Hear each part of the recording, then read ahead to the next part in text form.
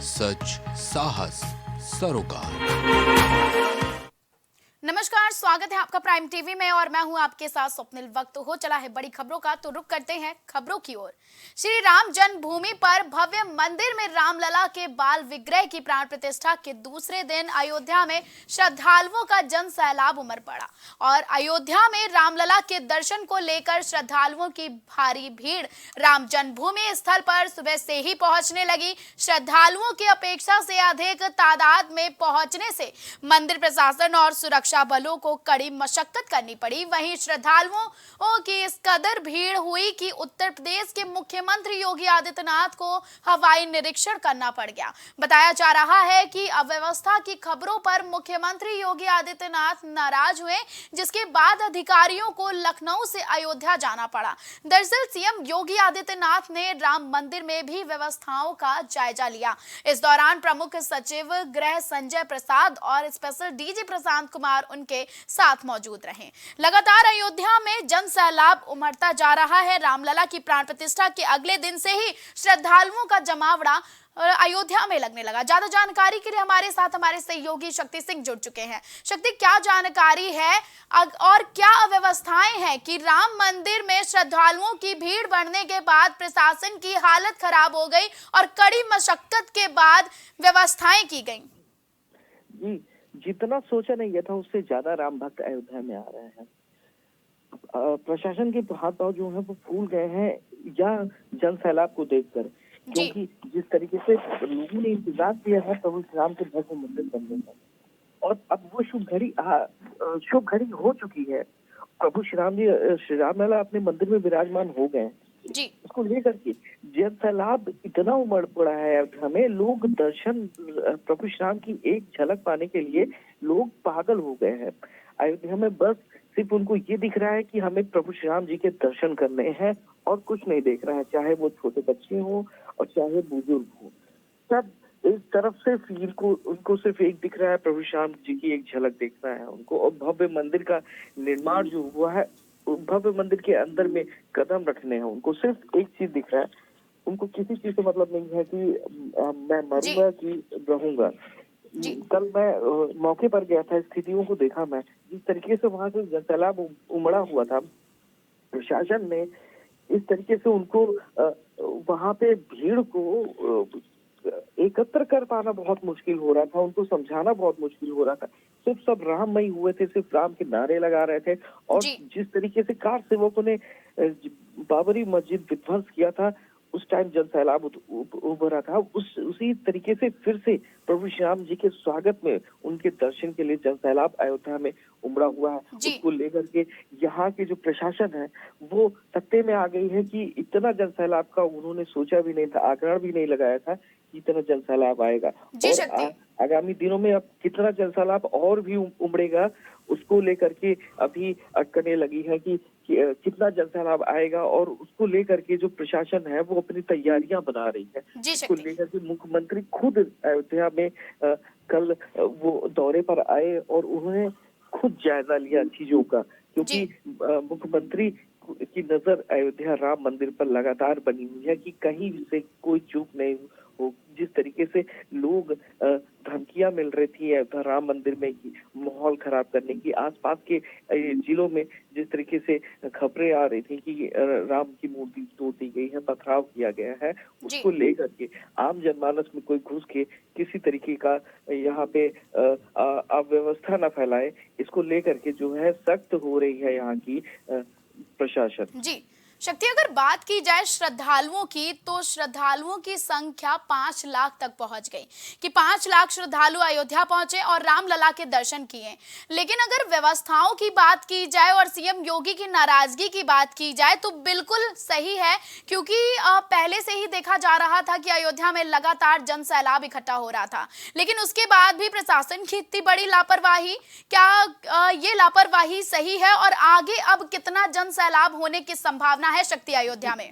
ये तो प्रशासन की ही लापरवाही जिसको कहेंगे, क्योंकि प्रशासन जिस तरीके से रोड और क्या नाम है निर्माण में लगा हुआ था, निर्माण विभाग जिस तरीके से निर्माण में लगा हुआ था, अगर उस तरीके से व्यवस्थाओं को देखता तो जी। इस चीज की नौबत ना आती। बैरिकेडिंग लगातार कर दिए जाते और जो अयोध्या का श्री राम हॉस्पिटल है वहां से लेकर के हनुमानगढ़ी से लता चौक तक का गाड़ियों का आवागमन रोक देना चाहिए था उनको।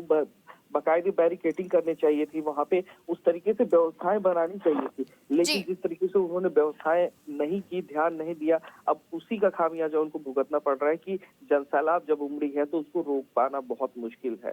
अब देखना ये है कि बस कोई वहां पे किसी के साथ में कुछ ऐसी चीजें ना हो जाए कि अयोध्या पे फिर से कलंक लगे प्रभु श्याम के मंदिर पे। जी, ज्यादा जानकारी हमारे दर्शकों तक पहुंचाने के लिए शक्ति बहुत बहुत धन्यवाद।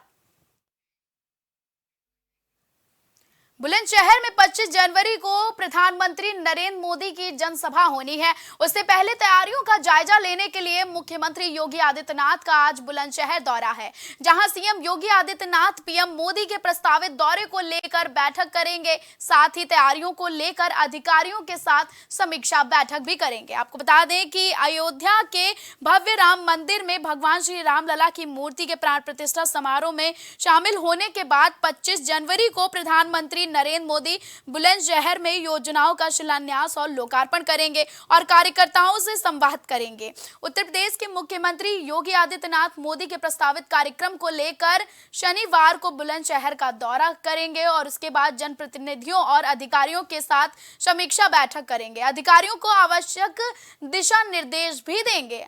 आपको बता दें कि लोकसभा 2024 के चुनाव को लेकर लगातार बीजेपी सक्रिय है।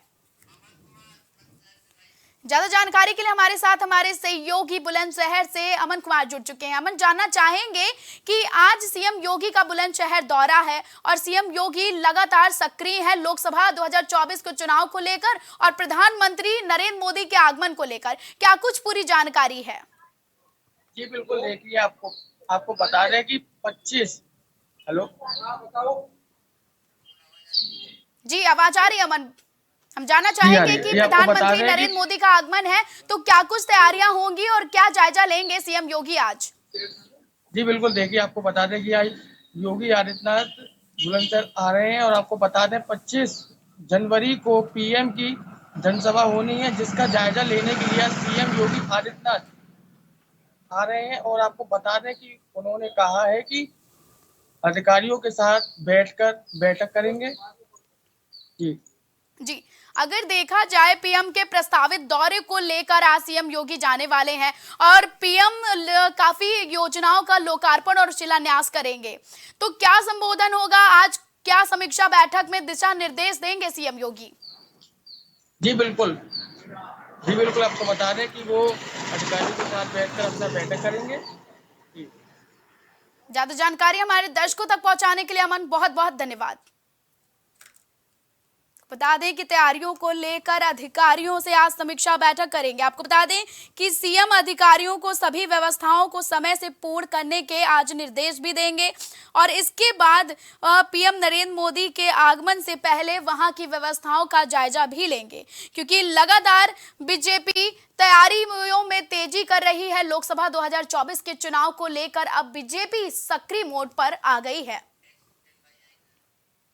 ज्ञानवापी केस में आज का दिन बेहद अहम होने वाला है। बताया जा रहा है कि आज सर्वे की स्टडी रिपोर्ट सार्वजनिक करने को लेकर वाराणसी जिला कोर्ट का फैसला आएगा और इस मामले में मुस्लिम पक्ष ने सर्वे की स्टडी रिपोर्ट सार्वजनिक न करने के लिए प्रार्थना पत्र दिया था, जहां एएसआई ने 18 दिसंबर जिला कोर्ट के समक्ष सील बंद लिफाफे में स्टडी रिपोर्ट सौंप दी थी और वहीं एएसआई ने 4 भागों में सर्वे की स्टडी रिपोर्ट कोर्ट में पेश किए थे और ज्ञानवापी एएसआई की स्टडी रिपोर्ट सार्वजनिक होने से कई खुलासे होंगे। आपको बता दें कि वजूखाने को छोड़कर संपूर्ण ज्ञानवापी परिसर का एएसआई सर्वे किया गया था और ज्ञानवापी परिसर में करीब 100 दिनों तक एएसआई सर्वे चला था। साथ ही कोर्ट में आज इस मामले को दोपहर 2 बजे सुनवाई होगी। ये बड़ा मामला है जहां एएसआई की रिपोर्ट दाखिल कर दी गई है और आज इस पर सार्वजनिक फैसला आने वाला है। लेकिन मुस्लिम पक्ष की जो डिमांड थी, मुस्लिम पक्ष की अपील थी कि अभी इस रिपोर्ट को सार्वजनिक ना किया जाए जब तक कोई निष्कर्ष ना निकले, क्योंकि इससे लोगों के बीच में गलत संदेश जाएगा अगर रिपोर्ट बाद में चेंज होती है तो। सर्वे की स्टडी रिपोर्ट सार्वजनिक करने का जो ये बड़ा मामला है, वहीं एएसआई ने इस सर्वे रिपोर्ट को 4 भागों में भी बांट दिया है। 18 दिसंबर को जिला कोर्ट के समक्ष एएसआई की ये सार्वजनिक रिपोर्ट पेश की गई थी और उसके बाद ही इस पर फैसला आना था। इस मामले में मुस्लिम पक्ष ने सर्वे की रिपोर्ट दाखिल की है और 4 लोगों ने अपील की है कि इस रिपोर्ट को सार्वजनिक ना किया जाए। शकील अहमद, आपको बता दें कि बिजनौर में दर्दनाक सड़क हादसे में एक ही गांव के 4 जवान लड़कों की मौत हो गई है। दरअसल घने कोहरे के कारण कार अनियंत्रित हो गई थी, जिसके बाद कार गंगा बैराज में गिर गई। खिड़की न खुलने के वजह से 4 लड़कों की पानी में डूबने से मौत हो गई, जबकि एक लड़के ने किसी तरह कार से निकलकर अपनी जान बचाई। बता दें कि कार में 5 युवक सवार थे। फिलहाल इस दिल दहला देने वाले हादसे से पूरा बिजनौर में मातम का माहौल है। आपको बता दें कि कोहरे के कारण ये दर्दनाक हादसा हुआ, जिसमें 4 लड़कों का एक्सीडेंट हुआ, जिनमें से 3 लड़कों की डूबकर मौत हो गई। वहीं कोहरे के कारण गंगा बैराज में कार जा गिरी, जिसके बाद हादसे में 4 लोगों की दर्दनाक मौत हो गई।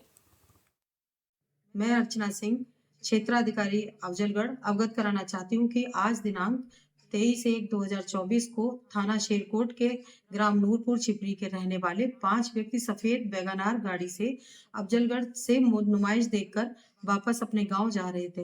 वापस आते समय करीब 8 बजे उनकी गाड़ी अनियंत्रित होकर थाना अफजलगढ़ क्षेत्र अंतर्गत हरेवली रामगंगा नदी बैराज में गिर गई। स्थानीय पुलिस तत्काल मौके पर पहुंची तथा स्थानीय गोताखोरों की मदद से सिकंदर पुत्र रऊफ को सकुशल बाहर निकाल लिया गया। गाड़ी में सवार अन्य 4 व्यक्ति खुर्शीद पुत्र अब्दुल रशीद, राशिद उर्फ मंगवा, फैजल पुत्र सिराजुद्दीन, महरूफ पुत्र रऊफ प्रधान को क्रेन की मदद से गाड़ी सहित नदी से बाहर निकाला गया। तत्काल सीएचसी धामपुर भेजा गया, जहां डॉक्टर द्वारा उन्हें मृत घोषित कर दिया गया। ज्यादा जानकारी के लिए हमारे साथ हमारे सहयोगी शकील अहमद फोन लाइन पर जुड़ गए हैं। शकील, जानना चाहेंगे कि ये जो पूरा मामला है कि 4 लड़कों की गंगा बैराज में कार गिरी और उसके बाद उनकी मौत हो गई, तो कैसे ये घटना हुई और उसके बाद अब क्या कार्रवाई की जा रही है?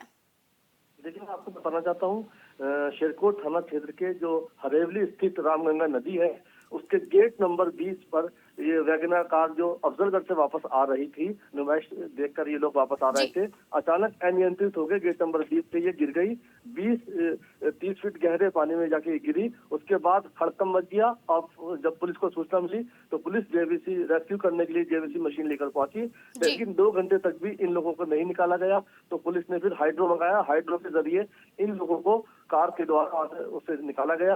उसके बाद जब निकाला गया, इनको अस्पताल में भर्ती कराया गया तो डॉक्टरों ने 4 लोगों को मृत घोषित कर दिया था। एक सिकंदर जो है, एक लड़का बचा है, खाली एक युवक की जो है जान बची है और 4 लोगों की मौत हो गई है। पुलिस ने 2 घंटे रेस्क्यू किया। रेस्क्यू करने के बाद ये जो है फिर उनको बचाया गया। ये जो हादसा है घने कोहरे की वजह से हुआ है। घना कोहरा था, कोहरे की वजह से ड्राइवर को कुछ दिखाई नहीं दिया और सीधी जो है उनकी जो वैगनार सफेद कार थी, वो जो रामगंगा नदी है उसमें जाके गिर गई और 5 में से 4 लोगों की मौत हो गई। एक युवक को बचाया गया है। पूरे गांव में जो छिपरी गांव है उसमें मातम छाया हुआ है। पुलिस और प्रशासन के लोग तैनात हैं और अब जो है उनकी जो है अंतिम संस्कार की तैयारी चल रही है। जी, ज्यादा जानकारी हमारे दर्शकों तक पहुंचाने के लिए शकील बहुत बहुत धन्यवाद। यूपी की खबरों में फिलहाल के लिए बस इतना ही। देश और दुनिया की ताजा तरीन खबरों के लिए आप देखते रहें प्राइम टीवी।